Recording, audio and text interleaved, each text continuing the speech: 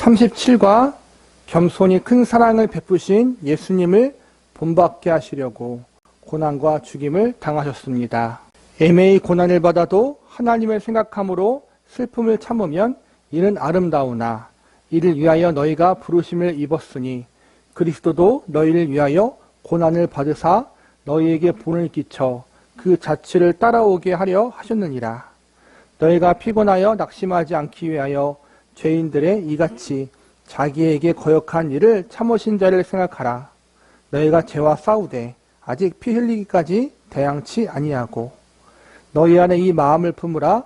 곧 그리스도 예수의 마음이니 그는 근본 하나님의 본체시나 하나님과 동등됨을 취할 것으로 여기지 아니하시고 오히려 자기를 비어 종의 형체를 가져 사람들과 같이 되었고 사람들의 모양으로 나타나셨음에 자기를 낮추시고 죽기까지 복종하셨으니 곧 십자가에 죽으심이라. 닮은 것이 구원은 아닙니다. 그러나 구원은 닮도록 합니다. 그리스도는 우리 앞에 먼저 모범으로 서 계시지 않고 구두로 서 계십니다. 신자가 경험하는 바 처음에 그리스도의 죄 용서함이 오고 그 다음 그리스도의 모범이 옵니다. 하지만 그리스도께서는 그 두 가지가 함께 발생합니다. 우리의 죄를 사하시려고 받으신 고난이 우리에게는 사랑의 본이 됩니다.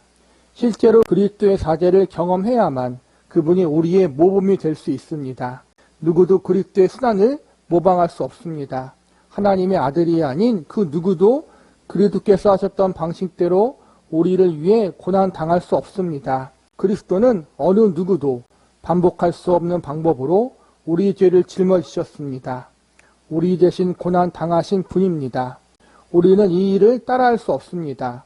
불의한 자를 위해 단번에 행하신 의로운 행동이었습니다. 하나님이신 그리스도께서 죄인들을 위하여 대신 당하신 고난은 아무도 모방할 수 없습니다. 예수님의 십자가의 고난은 우리 인류의 죄를 용서하기 위한 구속의 고난이었어요. 예수님만 십자가에서 돌아가신 게 아니라 역사적으로 보면은 그 십자가가 죄인들을 죽이는 형벌의 도구였잖아요. 끔찍한 죄를 저지른 사람 혹은 큰 나라의 반역을 지은 사람들을 그 당시에는 십자가에서 못 박아서 죽였어요. 예수님이 십자가에 못 박힐 때에도 두 명의 강도도 함께 십자가에 못 박혔잖아요. 그런데 그들이 십자가에 못 박혀 죽은 것과 예수님이 십자가에 못 박혀 돌아가신 건 차이가 있다는 거예요. 예수님 외에 다른 사람들은 그들이 지은 죄로 말미암아 그 형벌로서 십자가에서 죽은 것이고 예수님은 예수님이 의로운 분이시고 죄가 하나도 없는 분인데 우리의 죄를 속죄하시기 위해서 내가 받아야 할 그 십자가의 형벌을 대신 받기 위해서 십자가에서 돌아가신 거예요. 예수님이 받으신 십자가의 고난은 특별한 것이고 인류 역사 가운데 유일한 것이다. 그 누구도 그것을 똑같이 흉내낼 수 없다라는 거예요. 내가 저 사람을 살리기 위해서 십자가를 지겠다. 이렇게 해서 십자가를 져도 그건 소용이 없다라는 거예요. 구속의 속죄의 효력이 없다라는 거예요. 그리고 그 십자가를 지심으로 말미암아 이제는 그 예수님을 믿는 자들이 그 예수님의 모범을 따를 수 있도록 길을 열어놓으셨다. 예수님을 닮아가고 예수님의 십자가의 길을 따라가기 때문에 구원받는 건 아니에요. 우리 성도에게 있어서 가장 먼저 오는 거는 십자가에서의 구원이 우리에게 오고 구원을 경험한 사람이 이제는 그 예수님의 십자가의 길을 따르고 예수님을 닮아가는 삶을 살아가게 되는 것이다. 순서를 우리가 잊으면 안 돼요. 하지만 이 유일한 고난은 죄인들을 용서하고 의롭게 만든 다음 그들을 예수님처럼 행동하는 사람들로 변화시킵니다. 물론 죄를 용서하는 행위를 담는 것이 아니라 그분처럼 사랑하는 방법으로 말입니다. 그분처럼 고난을 받아가면서 다른 사람들에게 선한 일을 합니다. 그분처럼 악을 악으로 갚지 않습니다. 그분처럼 종의 태도로 삽니다. 예수께서 우리를 위해 비리 없는 독특한 고난을 받으신 목적은 우리도 사랑을 품고 고난을 당하도록 하기 위함입니다. 그리스도의 사도인 바울은 먼저 믿음으로 그리스도의 의에 참여하려는 소원을 말한 다음 그분의 고난에 동참하고자 하는 열망을 말하였습니다. 그 안에서 발견되려 함이니 내가 가진 은은 율법에서 난 것이 아니요 오직 그리스도를 믿음으로 말미암은 것이니 내가 그리스도와 그 부활의 권능과 그 고난의 참여함을 알려하여 그의 죽으심을 본받아 먼저 의롭다함을 받은 일이 있기에 그리스도를 닮을 수 있게 됩니다.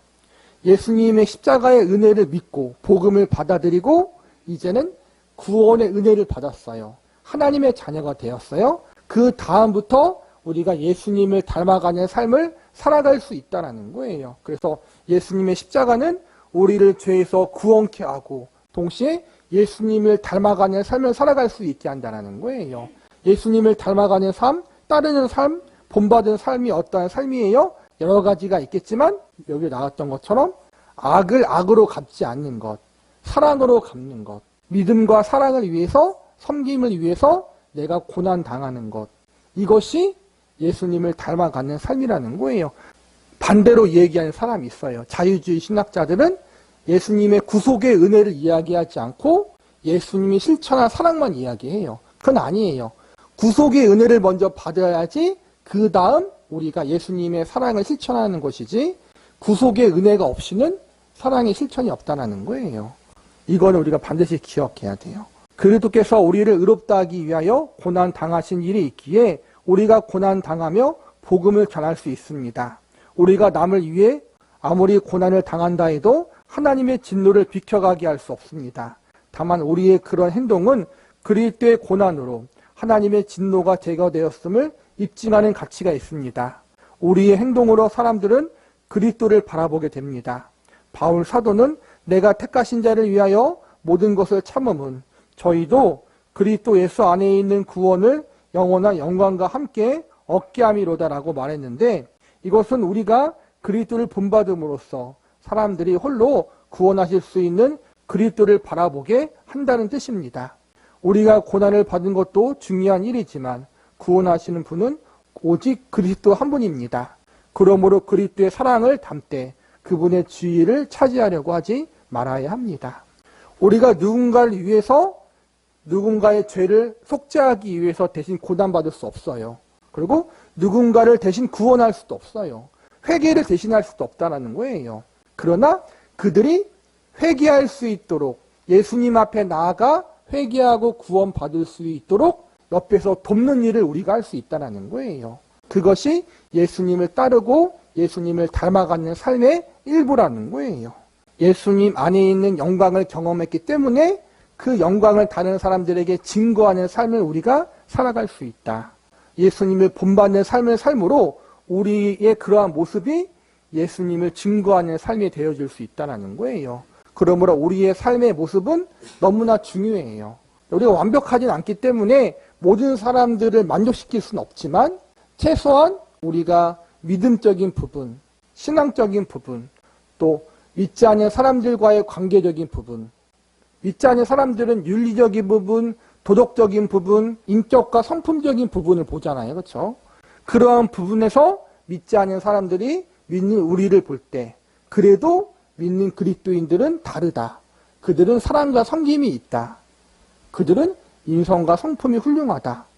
그러한 증거를 통해서 예수님께 영광을 드러낼 수 있다는 거예요. 그리고 그렇게 예수님을 본받는 삶을 살 수 있도록 예수님이 십자가에서 길을 열어놓으셨다.